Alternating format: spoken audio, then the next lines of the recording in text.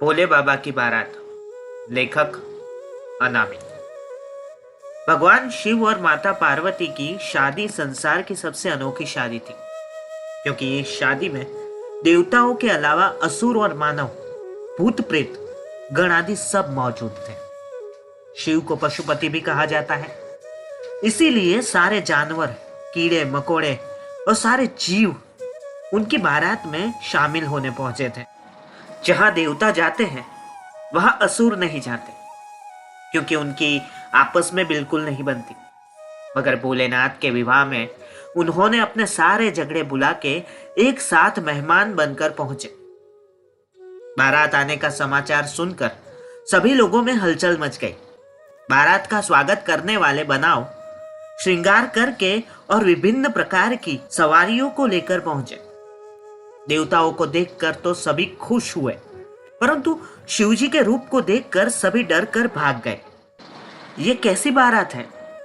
दूल्हा बैल पर सवार होकर आया है और उस पर इतना भयावह रूप, सांप, कपाल और राख से श्रृंगार किया है। पार्वती जी की मां मैना रानी ने आरती की थाल सजाई और स्त्रियां मंगल गीत गाने लगी। मैना बड़ी प्रसन्न और उत्सुकता के साथ शिवजी को परखने जा रही थी। जब मैना ने शिवजी को देखा तो वो मूर्छित हो गए। जब उनको होश आया तो रोते हुए बोली, मैं अपनी पुत्री का विवाह इस बावले योगी से कभी नहीं होने दूंगी।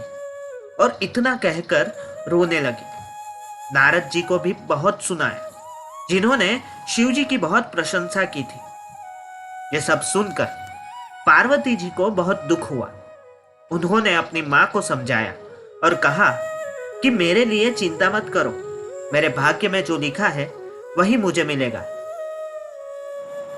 फिर ऐसा कह के पार्वती जी शिवजी के पास गई और उनसे निवेदन किया कि आप जैसे हैं मुझे उसी रूप में स्वीकार है। इतना कहना था कि तभी भगवान विष्णु वहां पहुंचे और कहा, आप चिंता न करें, आज भोलेनाथ का ऐसा रूप बनेगा जिसे देखकर सभी दंग रह जाएंगे। और फिर विष्णु जी ने महादेव का श्रृंगार किया और सुंदर वस्त्र पहनाए। भोलेनाथ के इस रूप को विष्णु जी ने चंद्रशेखर नाम दिया। इस तरह नारद जी ने मैना रानी को समझाया कि उनकी पुत्री और कोई नहीं, साक्षात जगत जननी जगदम्बा और शिव की अर्धांगिनी है। इनका तो जन्म ही शिव से विवाह करने के लिए हुआ है। भोलेनाथ का असली रूप तो आपने देखा ही नहीं, जिसे भगवान विष्णु ने स्वयं अपने हाथों से सजाया है। तब मैना रानी और हिमालय खुश हो शिव के चंद्रशेखर रूप का दर्शन करते हैं। उन्होंने अपने दामाद की सुंदरता देखी और आरती उतार कर महल में चली गई। चूंकि माता पार्वती एक राज परिवार से थी, इसीलिए इस विवाह समारोह में सबसे पहले एक अहम समारोह होना था। इस समारोह में वर वधू दोनों पक्षों की वंशावली घोषित की जाती थी। पहले वधु पक्ष ने अपनी वंशावली का खूब बखान किया। जब वधु पक्ष ने अपने वंशावली का बखान समाप्त किया तो सभी लोग वर पक्ष की ओर देखने लगे। सभी अतिथि इंतजार करने लगे कि वर की ओर से कोई उठकर भगवान शिव के वंश के बारे में बोलेगा, परंतु किसी ने कुछ नहीं कहा।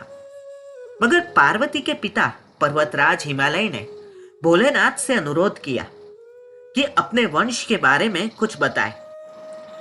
पर वे कहते क्या, क्योंकि उनका कोई परिवार तो था ही नहीं और न वर। वे तो स्वयं जगत पिता हैं। भगवान शिव चुपचाप बैठे रहे।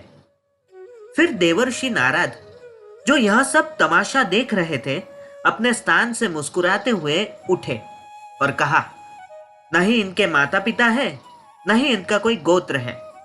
यह सुनकर पर्वतराज हिमालय चौंक गए। तब नारद जी ने सबको बताया कि शिव तो स्वयंभू है। उन्होंने खुद अपनी रचना की है। अपने क्या समस्त संसार की रचना इनसे ही हुई है। इस संसार के कण कण में शिव विद्यमान है, तो फिर उनका परिवार कैसे हो सकता है? नारद जी ने माता पार्वती के माता पिता का भ्रम दूर किया और इस प्रकार शिव पार्वती का विवाह निर्विघ्न संपन्न हुआ। ओम नमः शिवाय।